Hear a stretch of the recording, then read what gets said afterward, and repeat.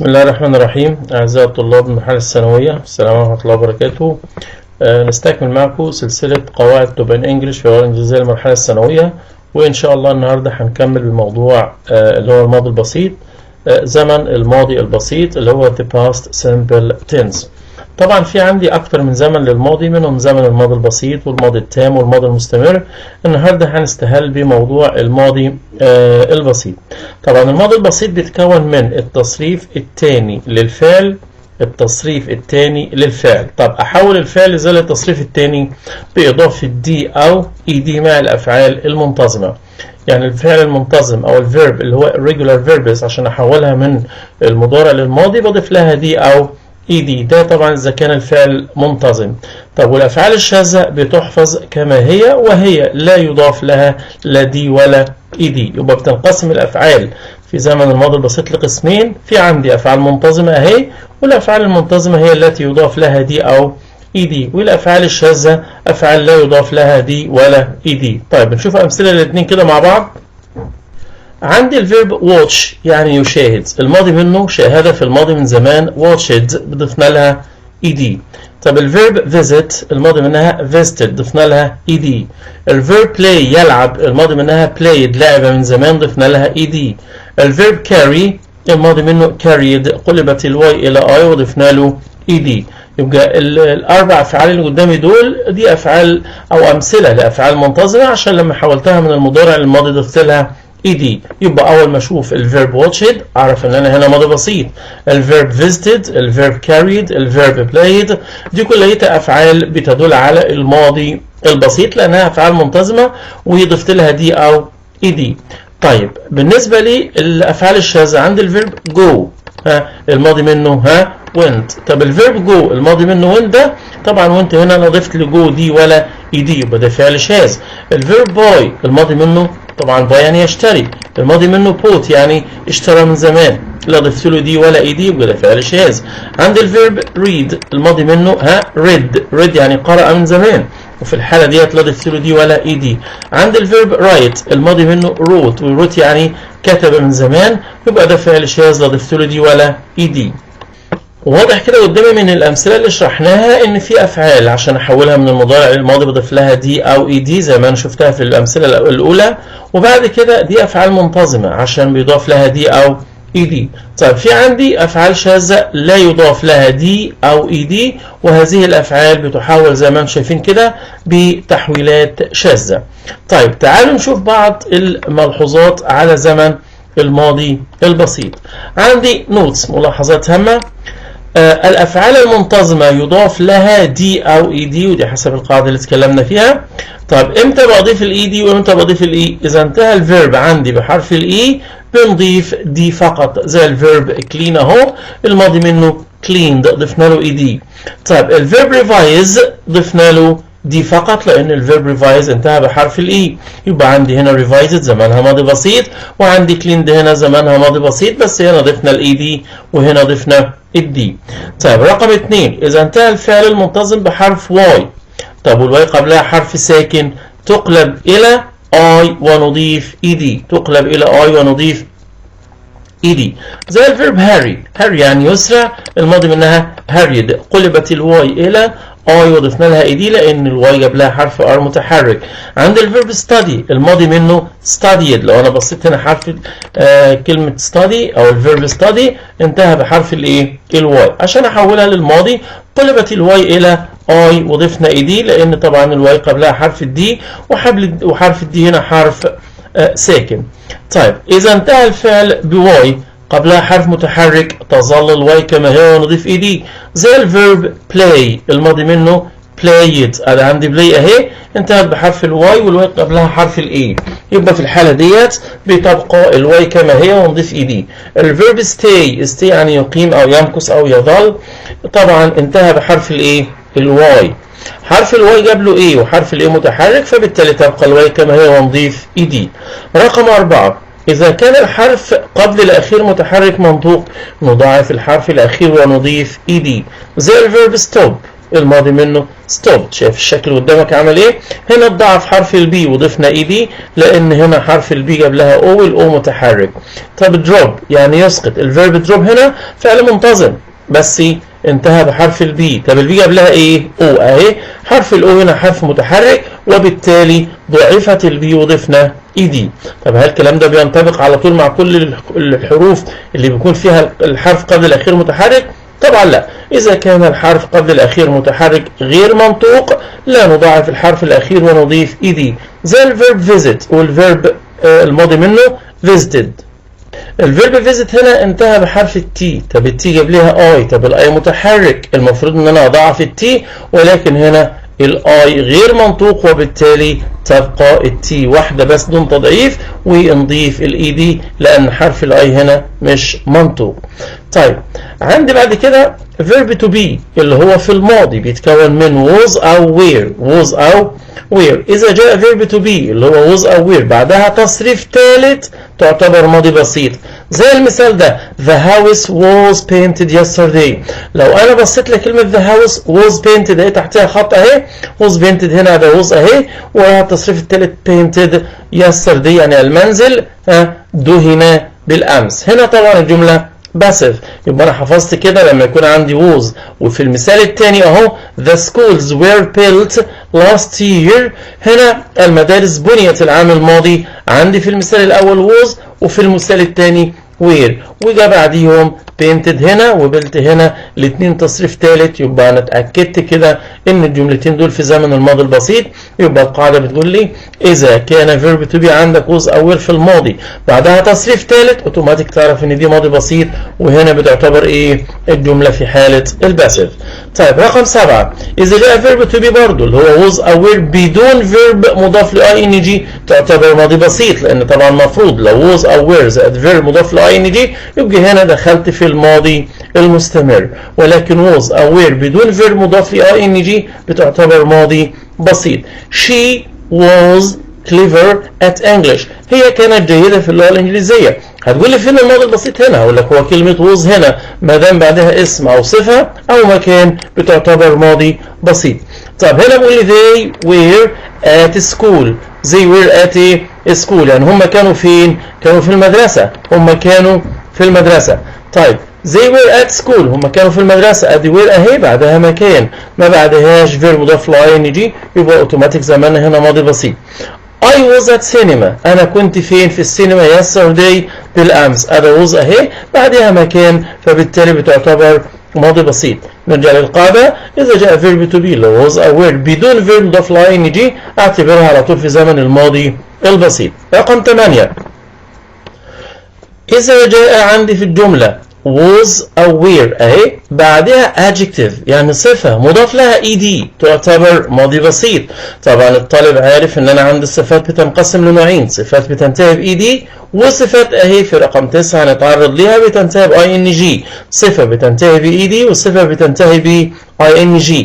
إذا جاءت صفة مضاف لها ed في قبلها was أو were بتعتبر ماضي بسيط. مثال he was interested in science. He was interested in science. هو كان مهتم بالعلوم. They were excited about the match. They were excited about the match. هم كانوا مثارين أو متحمسين للمباراة. عندي هنا was أهي بعدها تصريف صفة مضاف لها ed. عندي were هنا أهي بعدها صفة مضاف لها ed. يبقى القاعدة يبقى أنا عرفت على طول كده إن زمان الجملتين دول ماضي بسيط. يبقى القاعدة بتقول إذا كان عندي was أو were زائد صفة مضاف لها ed تعتبر ماضي بسيط ظاهر في الأمثلة عندي. رقم 9 إذا كان عندي صفة قبلها was أو were was أو were وبعدين صفة مضاف لها ing برضه ماضي بسيط زي She was an interesting girl. She was an interesting girl. She spoke well. هي بنت شيقة جدا بتتكلم كويس جدا. هبص للمثال اللي عندي she was أداة was أهي وبعدين عندي أداة نكرة interesting هي صفة مضاف لها إيه؟ ing يبقى أداة was وصفة مضاف لها ing أوتوماتيك على طول طبعا عرفت إن هي ماضي بسيط. طيب المثال الثاني they were boring boys هم أولاد مملين كانوا مملين أداة were وعندي بعدها صفة مضاف لها ing. طبعا كلمة boring يعني ممل عشان عدم اللبس ما بين الماضي المستمر لان الماضي المستمر بيكون عندي was او were زائد verb مضاف ل ing، لكن هنا interesting دي شيق، خلي بالك عشان عدم اللبس ما بين الصفة والverb. interesting هنا شيق وليست verb. boring هنا ممل صفة وليست verb.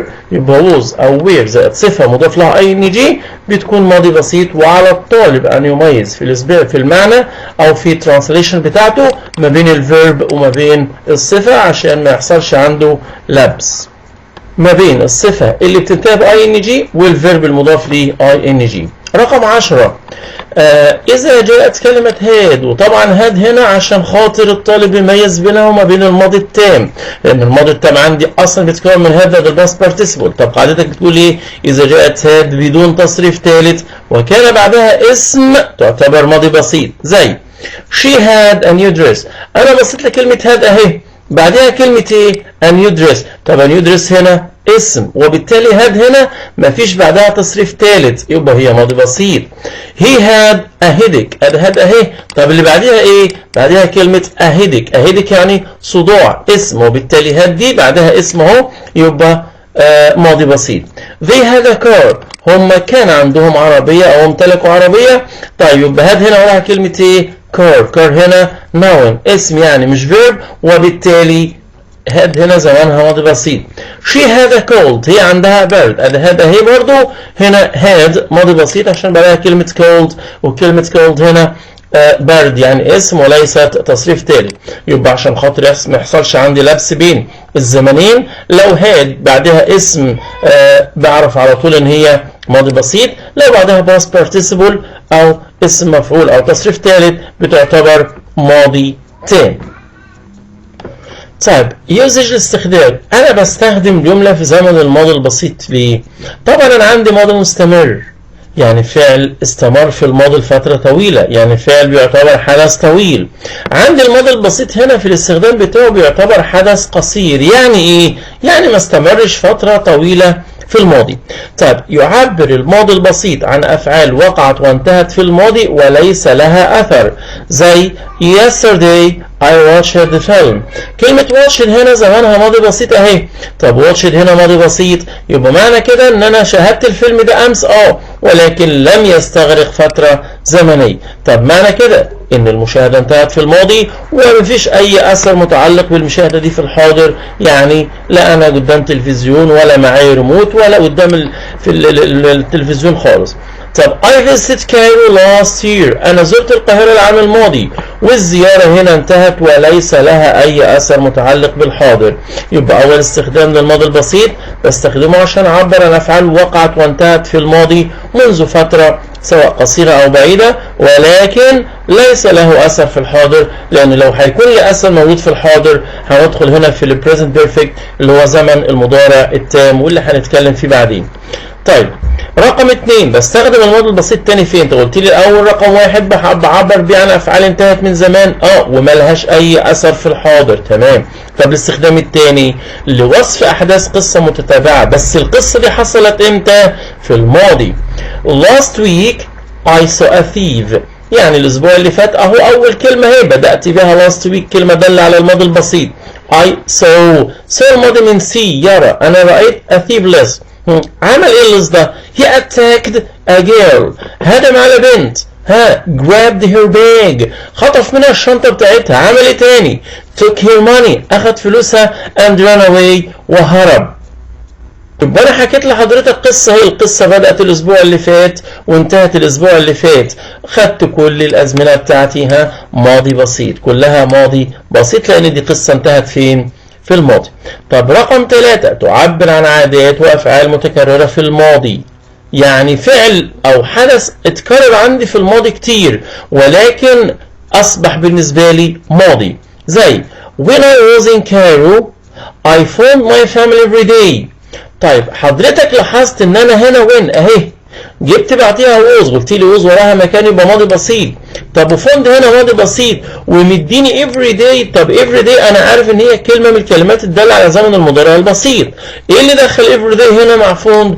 قال لي ماشي، دخلت ليه؟ لان اصلا كلمه every day هنا بتعبر عن عاده متكرره يوميا، بس العاده دي حصلت لما انا كنت في القاهره. يبقى لما انا كنت في القاهره اتصلت بعيلتي كل يوم، يبقى كل يوم تفيد التكرار ولكن التكرار فين؟ لما كنت في القاهرة، يعني تكرار في الماضي. مثال تاني when she was a student، لما البنت دي كانت لسه طالبة في المدرسة she was always busy. she was always busy، كانت دايما مشغولة. طب ما انا عندي اهي كلمة always اهي من الكلمات الدالة على المضارع البسيط بتدل على التكرار الدائم بانها كانت مشغولة، بس الكلام ده امتى؟ ده لما كانت طالبة. يبقى حتى رغم وجود كلمات دالة على المضارع البسيط انا هنا بعتبر الجملة دي تكرار او فعل تكرر في الماضي. I used to visit my relatives when I was in Cairo. انا تعودت ان انا ازور اقاربي عندما كنت في القاهرة. عندي كلمة used to بمعنى اعتاد ان، وان شاء الله موجودة معانا هنتكلم عنها بالتفصيل في الخطوات القادمة. طيب الكلمات الدالة على زمن الماضي البسيط اللي هي الكيوردز، اللي المفروض ان انا لو شفتها في الجملة بعرف ان الكلمات دي دالة على الماضي البسيط، زي كلمة yesterday. يعني انا لو شفت yesterday في الجملة على طول بختار معايا ماضي بسيط او بتكلم في زمن الماضي البسيط. عندي last ومشتقاتها last week, last month, last year, last winter, last holiday. in the past، in the past يعني في الماضي، once في الماضي ذات مرة. once upon a time كان يا مكان، أو بتعبر عن الماضي برضو عند سرد أحداث قصة في الماضي once upon a time. ago يعني منذ. in the ancient times، وفي عندنا previous times، أو in زائد أي سنة فين؟ في الماضي. يعني احنا في 2019 يعني ان، او 2020 يعني ان زائد اي سنة قبل 2020 دي بتعتبر ماضي بسيط. مثال she arrived in 2016. عندي هنا اهي 2016 2016. طب دي حصلت امتى؟ حصلت في الماضي. طيب خدت معاها ايه؟ arrived. خدت معاها ايه؟ arrived. يبقى كلمة arrived اهي من الكلمات الدالة على زمن او تعتبر من ازمنة الماضي البسيط، عشان كده ضفت لها دي او اي دي. طب ما انا عندي ان زائد سنة في الماضي اهي، خدت معاها arrived لا يجوز اي زمن تاني. طب بعد كده عندي ago. طبعا ago من الكلمات الدالة على زمن الماضي البسيط برضو، بس ago ليها قاعدة. طبعا بتبدأ الجملة بالفاعل ثم بعدها الماضي البسيط ثم المدة المحددة ثم ago. يعني علي graduated 5 years ago. لأن أنا في الترجمة للغة العربية لو قلت علي تخرج منذ 5 سنوات هيكون هنا هو بالظبط كده بعد graduated هو الوضع الطبيعي لكلمة ago حسب الترجمة الحرفية اللي أنا بترجمها. لا، ده المفروض إن ago دايما بتيجي بعد المدة المحددة. علي graduated 5 years ago. ما ينفعش اقول علي graduated ago 5 years. لا، ده المفروض ان كلمة ago ما بتيجيش بعد الفيرب، لا ده بتيجي بعد المدة المحددة. طب ما انا ممكن ابدا بالمدة المحددة 5 years ago علي graduated، ما فيهاش اي مشكلة خالص. المهم ان ago تكون بعد المدة المحددة سواء في اول الجملة او في اخرها. طيب نيجاتيف اللي هو النفي بتاع زمن الماضي البسيط. بأنفي الماضي البسيط بكلمتين، اما بنيفر او بديدنت. بنيفر او بديدنت. طيب عشان انفي بديدنت هتحط عندك الفاعل ثم didn't ثم infinitive او مصدر الفعل. مثال they arrived late. لو بصيت انت لكلمة arrived، كلمة arrived هنا زمانها ماضي بسيط مضاف لها دي او ed. طيب عشان حبيت انفيها بعد كده they didn't arrive late. يبقى انا حولت arrive اهي ل didn't arrive. لاحظت هم لم يصلوا متأخرين. لو لاحظت انا لما فيت ب didn't اهي حولت arrived لايه؟ لarrive. طيب انا عندي arrived هي نفس المثال عندي اللي انا كتبته تاني، اللي انا قلته من شويه قلته تاني اهو.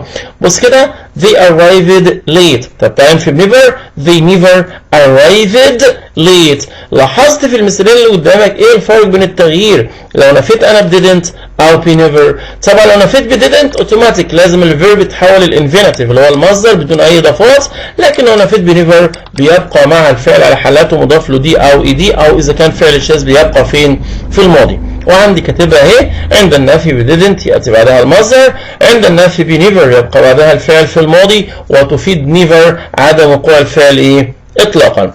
طيب لاحظ نفي كلمة was ب wasn't ونفي were ب weren't، لان طبعا احنا من شوية قلنا ان was و were لو بعديهم تصريف ثالث او بعديهم اسم او مكان او صفة بيكونوا زمانهم ماضي بسيط.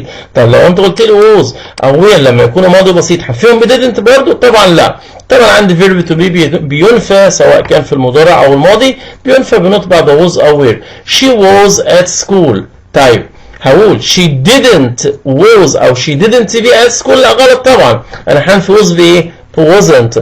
طب they were at cinema، تبقى هنفي were بايه؟ weren't they weren't at cinema. يبقى was نفيها wasn't، were نفيها weren't. طيب بالنسبه لهاد انت قلت لي ان هاد بتكون زمانها ماضي بسيط امتى؟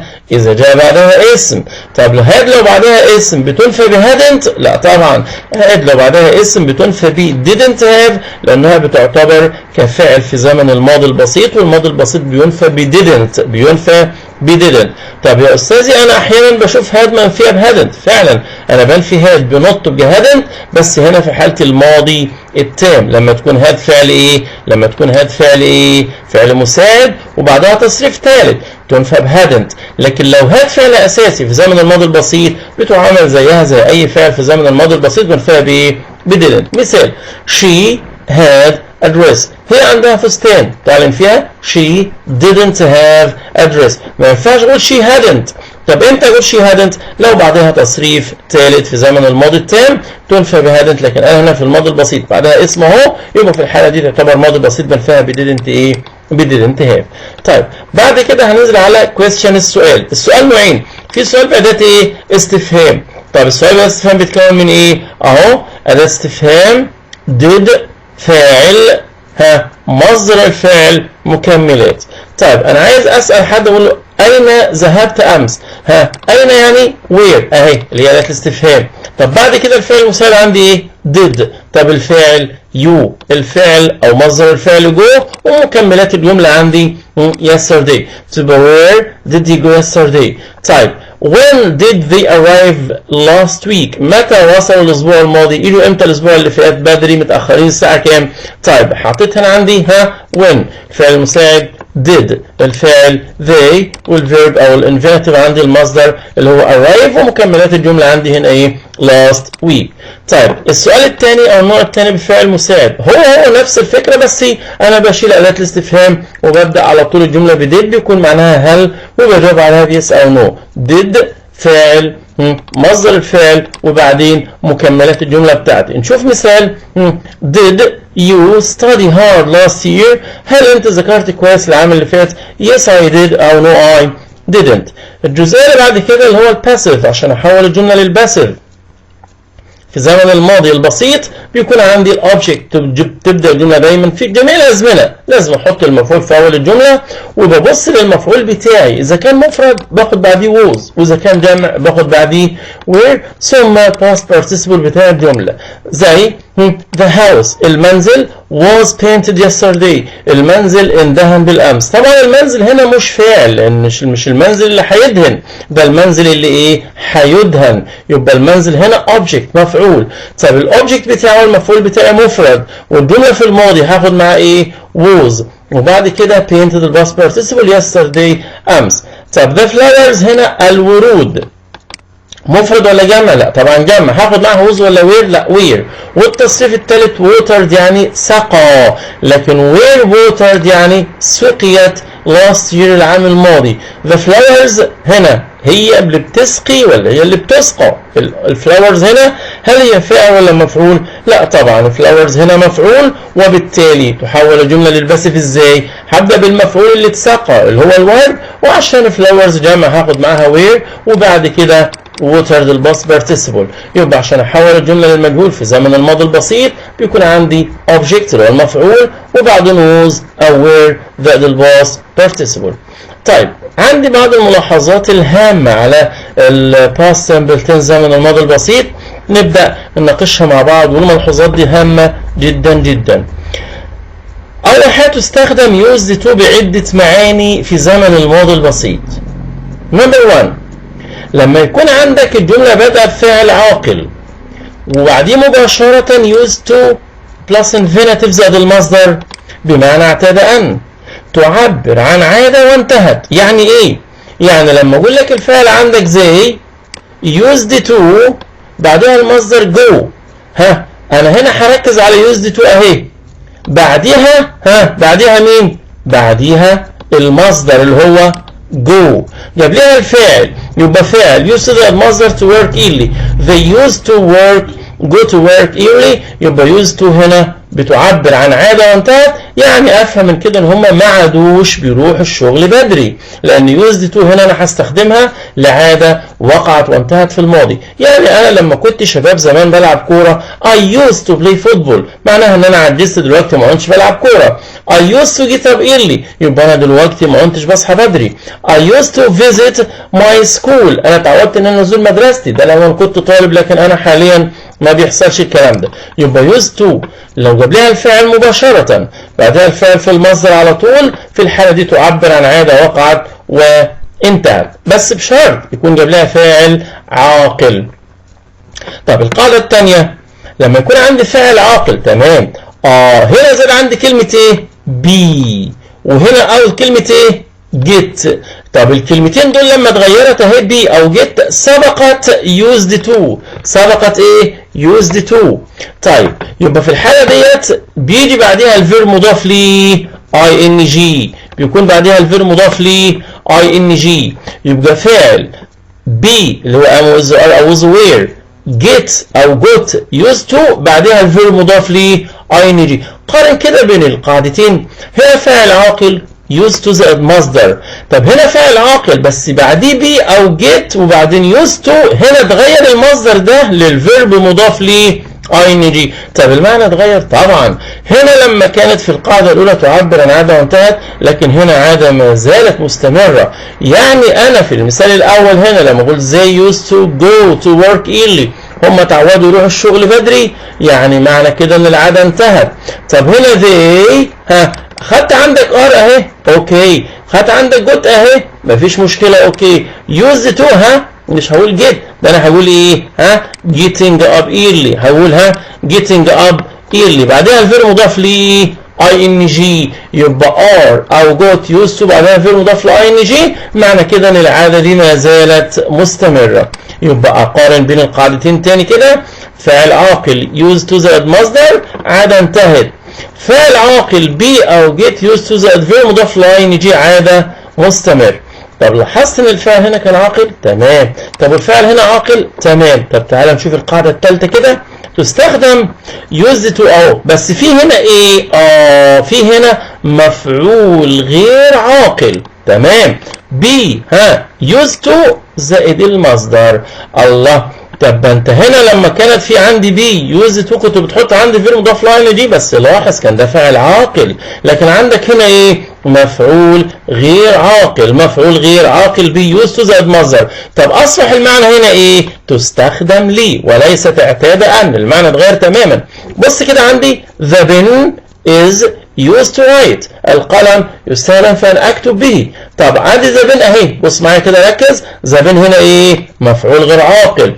طيب عندي is وبعدين used to اهي وبعدين الانفينيتيف المصدر، بس لاحظت ان المفعول ده ايه؟ غير عاقل، be used to زائد مصدر بمعنى يستخدم لي. نفس المثال في القاعدة رقم 3 عندي برضو مفعول غير عاقل وبرضو be وبرضه يوز بس هنا يوزد فور مش يوزد تو، برضه بعديها الفيرب مضاف لاي ان جي، يبقى التغيير اللي حصل هنا كانت يوزد تو اهي بعديها الفعل في المصدر، لكن يوزد فور بعديها الفيرب مضاف ل اي ان جي او اسم، مفيش مشكله ان الفيرب بتحول، الفيرب لما يضاف لاي ان جي بيتحول لاسم. The pen is used for writing، هنا بص المثال the pen is used to write، the pen is used for writing يستخدم في الكتابة. طيب بعد كده لا تستخدم used to للتعبير عن عادة لفترة قصيرة أو محددة في الماضي، وطبعا المثال ده مهم جدا جدا جدا. بص كده I used to study hard last week. بصيت ان كلمة last week هنا الاسبوع الايه؟ الماضي، او last year هنا، last year معناها العام الماضي. طيب اهي لو قلناها اهي عشان نعرف ان last year هنا هتدل على ايه؟ هتدل على مدة او فترة محددة في الماضي. يبقى last year هنا ما ينفعش اخد معاها ايه؟ used to. يعني معنى كده انا خدت used to اهي used to وبعديها فترة في الماضي، فترة محددة اللي هي العام الماضي، الجملة بتاعتي هنا ايه؟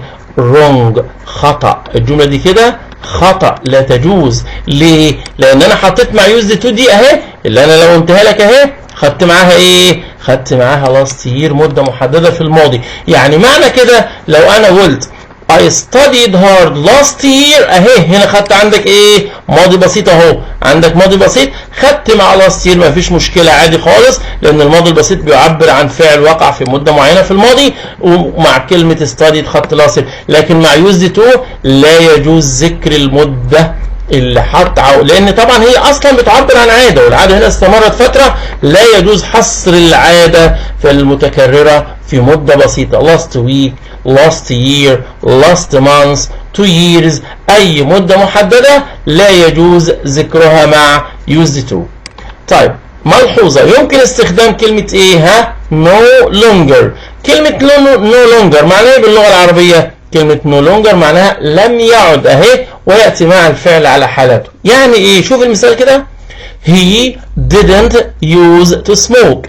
طبعا used to زمانها ماضي بسيط، ولما بنفيها ب didn't لازم احول used لايه؟ لuse. He didn't use to smoke، هو ما اتعودش على التدخين، معناها he no longer smokes، هو لم بص كده عندي no longer هي لما نفيتها، لما نفيت no longer اللي لو قلناها اهي بيكون بعدها الفيرب مصرف معاها no longer smokes.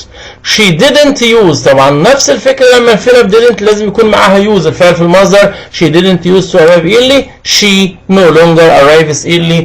يعني no longer يأتي بعد no longer فعل مضارع مثبت، يأتي قبل any longer فعل مضارع منفي، ودي هنشوفها في الأمثلة اهي. بص معايا كده. He used to smoke، هو اعتاد أن يدخن. He doesn't smoke any longer، هو ما عادش بيدخن. He no longer smokes. دي طبعا used to smoke اللي انا هلونها لك اهي معناها ايه؟ اعتاد ان يدخن في الماضي، يعني معنى كده انه ما عادش بيدخن. طب ما هي he doesn't smoke، انا خدت doesn't ايه؟ smoke اهي، وخدت معاها ايه؟ any longer، خدت معاها ايه؟ any longer.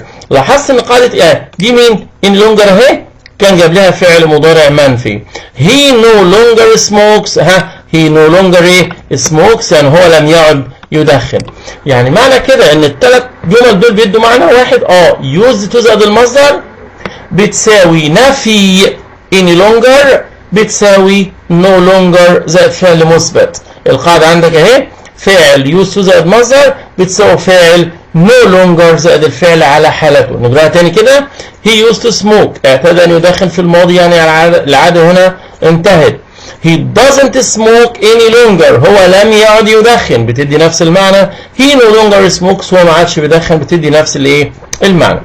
طيب من برضو النقاط اللي بيحصل فيها لبس مع الطالب، تستخدم ظروف التكرار للتعبير عن عادات تكررت في الماضي، زي كلمة always. طبعا always مضارع بسيط. sometimes، usually، often. الكلمات دي اصلا دالة على زمن المضارع البسيط، ولكن تعبر عن تكرار لعادة في الماضي، زي when I was young، لما انا كنت شاب صغير I usually walk to school. لاحظت هنا كلمة ايه اهي ملونة؟ was. عندما كنت زمان صغير وانا صغير، لما انا كنت صغير عملت ايه؟ I usually، انا عادة walked to school. يعني اذا العادة المشي ده هي كانت عندي لما كنت صغير، بس كنت متعود عليها. يبقى المشي وانا كنت صغير كنت متعود عليه، يبقى اصبحت عادة فين؟ في الماضي. ما تستغربش لما تلاقي كلمة دالة على المضارع البسيط جاء مع الماضي البسيط، لانها بتعبر عن تكرار العادة في الماضي. طيب عندي يمكن يستخدم التعبير، بص كده، فاعل وبعدها الفعل المساعد اللي هو did زائد مصدر الفعل للتوكيد. I did clean the room، انا فعلا نظفت الاوضه. شايف الفيرب عندي هنا clean، الفيرب ايه؟ clean، بس انا حطيت له did كفعل مساعد عشان اكد وقوع الفعل. طيب يبقى I did clean the room، انا فعلا نظفت الاوضه. she did cook meat، هي فعلا طبخت لحمه. عندك did اهي، المفروض الوضع الطويل هو ايه؟ she cooked meat. she cooked meat. طب حبيت اكدها، قال لي فعلا she did cooked meat. يبقى القاعده اللي اطلع بها هنا يا استاذ، اطلع ان كلمه did بتستخدم كفعل مساعد بعد الفاعل وقبل الفعل الرئيسي للجمله عشان تؤكد وقوع الفعل بمعنى فعلا. بمعنى ايه؟ فعلا. طيب بعد كده ظروف التكرار التي تحمل معنى النفي. ظروف زي ايه؟ زي never، rarely، seldom، little. دي بتحمل معنى النفي في الجملة حتى بدون نفي. قال لي دي لها طريقتين اهي، فاعل دي الطريقة الأولى، ظرف التكرار اللي احنا لسه جاريينه سواء never، rarely، seldom أو little، ثم ماضي بسيط. فاعل، ظرف تكرار، ماضي بسيط. بص كده، she rarely watch TV. she rarely watch TV. دي تفيد النفي، هي نادرا ما كانت تشاهد التلفزيون، يعني ما كانتش بتشاهد التلفزيون كتير، فالريرلي هنا بتدل على الايه؟ على النفي. طب لاحظت ان انا طبقت القاعده؟ ما انا عندي الفاعل اهو، وبعدين rarely، وبعدين ماضي بسيط، فاعل rarely ماضي بسيط. she'll rarely حط never مفيش مشكله، rarely، seldom، little، اي واحده فيهم هنا تفيد النفي. تفيد الايه؟ النفي رغم عدم وجود كلمه not في الجمله. طيب هيجي الطالب يقول لي يا استاذ ممكن ابدا بريرلي في اول الجمله؟ يعني ريرلي بالذات؟ لا مش ريرلي، ده انا هبدا باي فعل باي ظرف من ظروف التكرار سواء كان نيفر او ريرلي او سيلدم او ليت اللي انا ذاكرهم فوق. يبقى انا هبدا بريرلي في الاول. بص كده عملت ايه؟ حطيت ريرلي في الاول. قال لي ابدا بظرف التكرار مفيش مشكله. طب ايه شروطك؟ قال لي لازم تحول الجمله للسؤال. فاكرين تكوين السؤال لما كنا بنحط ضد وبعدين فاعل وبعدين مصدر الفعل؟ نلونها عشان نفهمها مع بعض كده. انا حطيت ريرلي وبعدين did كفعل مساعد، she watched TV. القاعدة ايه بقى اهي؟ ظرف التكرار وبعدين did وبعدين فاعل وبعدين مصدر الفعل. يبقى ظروف التكرار التي تفيد معنى النفي عندي never، rarely، seldom، little لها طريقتين في الاستخدام. يا اما تحطها بعد الفعل وقبل الفعل مباشرة وتفيد ان الفعل بيحصل بصفة قليلة جدا او ما بيحصلش، يا اما لو بدأت بيها تحول الجملة لصيغة الايه؟ الاستفهام. لاحظ انه في المثال الثاني اهو، المثال ده اهو، تم البدء بظرف التكرار وتم استخدام صيغة الايه؟ السؤال. طيب خلي بالك من التعبيرات التالية: I wish، I'd rather، it's time. I wish، I'd rather، it's time. الكلمات دي من الكلمات الدالة على زمن الماضي البسيط، بس لها حالة بتيجي في الماضي التام. يعني ممكن استخدم الكلمات ده اهي ماضي بسيط وماضي تام. طب فرج لي بينهم بالاستخدامين. ازاي استخدم من الماضي، ازاي استخدمهم في الماضي البسيط وازاي استخدمهم في الماضي التام من غير ما اتلخبط؟ انا هقول لك اهو، ركز معايا. بعديهم لو حضرتك اخدت فعل ماشي وبعدين ماضي بسيط، عايز كلمة تدل على المضارع. ازاي؟ يعني لو في هنا معاهم كلمة تدل على المضارع هختار معاهم ماضي بسيط. الثلاث تعبيرات دي لو عندك في الجملة كلمة تدل على المضارع اختار معاهم ماضي بسيط. وبعدين في الحالة الثانية لو عندك فعل ماضي تام اهو الماضي التام اهو اللي هو هادو الباست بارتيسيبل، هاخد معاهم كلمة تدل على الايه؟ على الماضي. يبقى التعبيرات I wish، I'd rather، it's time لو بعديهم ماضي بسيط يبقى عايز كلمة تدل على المضارع، او العكس لو عندي في الجملة كلمة تدل على المضارع بختار معاهم ماضي بسيط. طب لو معاهم ماضي تام هختار كلمة تدل على الماضي البسيط. طب لو معاهم كلمة تدل على الماضي البسيط هختار ماضي تام. طب اديني مثال كده. I wish اهي، ده اهو نلونها كده I wish اهي عشان خاطر احددها. بعدها الفعل مش مشكلة. عندي study ده اهي hard. I wish he studied hard today. شايف انا ملونها لك اهي باللون الاحمر كلمة today. كلمة today هنا بتدل على المضارع اهي، وعندي هنا I wish اهو خدت معاها ماضي بسيط. طب بص المثال اللي قصادها على طول I wish اهي ها she had studied hard yesterday. شوف الكلمة الملونة المظللة yesterday كلمة دالة على الماضي، ها اخترت معاها هنا على طول ايه اهو، اخترت معاها ايه ماضي تام. فهمت انا اقصد ايه؟ يعني لو عندك I wish كلمة تدل على المضارع اهي تحت الماوس اهي، يبقى انت حضرتك هتختار لي ماضي بسيط. طب I wish برضو لو عندك yesterday اهي تدل على الماضي هختار معاها ماضي تام. اوكي مثال تاني I'd rather they revised well now. عندي كلمة now اهي دل على المضارع، خدت معاها ايه revised عشان I'd rather ونلون I'd rather، يبقى I'd rather اهي بعديها ماضي بسيط عشان معاها كلمة تدل على المضارع. ولو عندي كلمة تدل على المضارع هاخد معاها ماضي بسيط. طيب برضو نفس المثال قلنا الناحية التانية I'd rather اهي نفس المثال هنلونها برضو I'd rather اهي. طيب they had revised هاخد معاها بص last week. عندي في الجمله last week اهي كلمه داله على الماضي البسيط، رحت واخد معاها ايه ماضي تام. يبقى I'd rather اهو نرجع تاني I wish I'd rather it's time التالتة بتاعتهم لو معاهم كلمه تدل على المضارع فاختار ماضي بسيط، لو معاهم كلمه تدل على الماضي هختار ماضي تام. طيب لاحظ ان عندك هنا افعال تستخدم في الماضي البسيط والمستمر حسب معناها. حسب ايه يعني ايه؟ احنا عارفين ان افعال الشعور والاحساس والادراك ما بتشيلش الاستمرار، يعني ما بتشيلش ing، بس في طبعا احنا عارفين في افعال في اللغه الانجليزيه بيكون لها اكتر من معنى وبتستخدم باكتر من معنى في الجمله. يعني عندي مثلا كلمه look تستخدم في المستمر سواء مضارع او ماضي لو هي بجاب معنى ايه يبدو.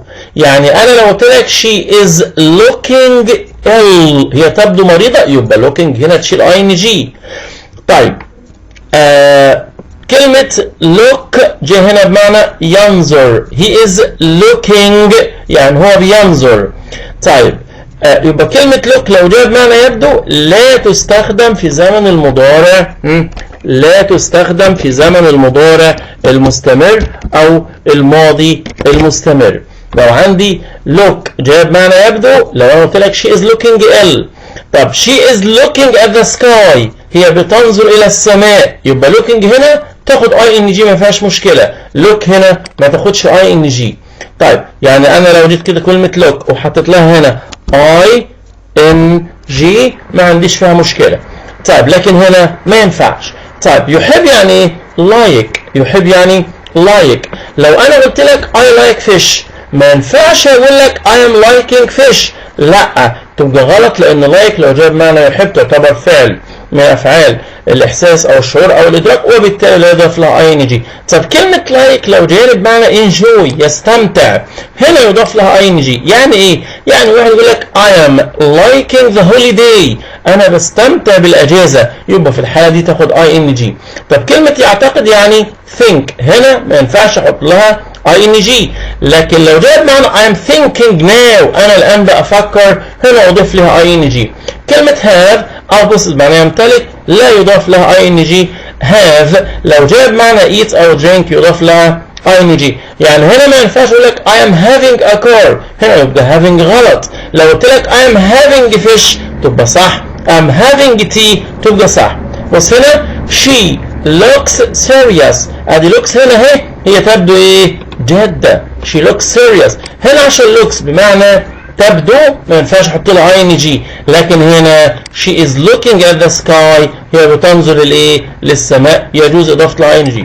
نفس المثال he thinks well we will win he thinks we will win يعني هو بيعتقد هنا think هنا بمعنى ايه يعتقد لا يضاف لها ing.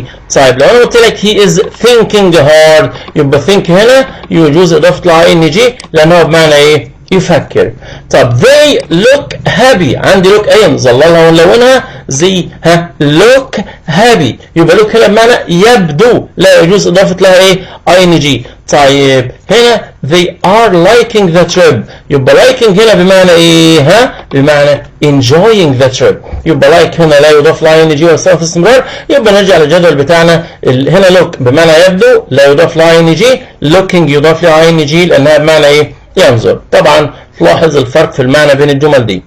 طيب عند التعبير عن عادات في الماضي. احنا اتكلمنا عن used to من شويه كده، كنا بنقول فاعل used to زائد مصدر. هتفاكر فاعل used to زائد مصدر تعبر عن عاده وانتهت. طيب she used to study hard، هي تعودت ان هي تذاكر. عايز نفس الجمل اللي بتساوي الجمله دي بس بصيغه مختلفه. عندي رقم القاعده الثانيه it was زائد شخص او صفه ملكيه habit to زائد مصدر. احفظها معايا كده، it was شخص صفة ملكية habit to زائد مصدر. يعني it was her habit. her هنا ايه؟ صفة ملكية. it was her habit to study. to ايه؟ study. to زائد الايه؟ المصدر. it was her habit to study hard. نفس الجملة دي. طب it was أحمد's habit to study hard. يبقى في المثال الأول حطينا صفة ملكية، وفي المثال الثاني حطينا اسم ايه؟ شخص اللي هو ايه؟ احمد اهي مظلله، يبقى ده شخص مضاف لابوستروف اس الملكيه، وبعدين تو زائد الايه؟ زائد المصدر. يبقى الجملتين بيدوا معنى واحد. طب القاعده الثالثه فاعل was aware in the habit of the الفيرب مضاف ل ing. احمد was in the habit of studying. لاحظت انت كلمه ايه؟ was in the habit of was in the habit of اهي مظلله، بيجي بعدها الفيرب مضاف ل ing، نلونها بلون تاني كده، بعدها فيرب مضاف ل ing. طيب يبقى شفت القاعده؟ يبقى احمد was in the habit of studying hard. طب it was habitual for شخص تو زائد مصدر. نفس المثال it was habitual for احمد to study hard. دول طبعا لازم يتحفظوا. it was habitual for اهم، نلونها كده باللون الاحمر وناخد تحتها خط عشان تفهمها تحفظها. it was habitual for زائد شخص تو زائد الايه؟ تو زائد المصدر. نظلل تو زائد المصدر عشان تتحفظ على بعضها كده. it was habitual for شخص تو زائد مصدر. اخر قاعده عندي فعل had the habit of، يعني كان لديه عادة زائد فيرب مضاف ل ing. هنا اهو had the habit of الفعل عندي هي، نظللها ونلونها تبقى he had the habit of بعديها ايه؟ بعديها ايه؟ بعديها studying، وراها فيرب مضاف ل ing. تبقى he had the habit of studying hard، يعني هو كان من عادته او هو كان عنده عادة المذاكرة الايه؟ الجد. يبقى عندي القواعد اللي انتم شايفينها دي كلها بتساوي بعض وتعبر عن عادات فين؟ في الماضي. وبكده نكون وصلنا الى نهايه حلقتنا النهارده، ونكون خلصنا زمن الماضي البسيط، وان شاء الله نرجو ان احنا نكون فدناكم النهارده او استفدتوا معانا. وان شاء الله تابعونا على قناه مستر احمد بدران، هنحاول ان احنا نشرح كل قواعد الجرامر بالتسلسل وبالتتابع، جميع قواعد الجرامر اللغه الانجليزيه في المرحله الثانويه، برجاء الاشتراك في القناه. ولو عندك اي سؤال، اي اضافه، اي استفسار، اكتب في التعليق وان شاء الله هنرد عليك في اقرب وقت. والسلام عليكم ورحمه الله وبركاته، مع تحياتي مستر احمد بدران.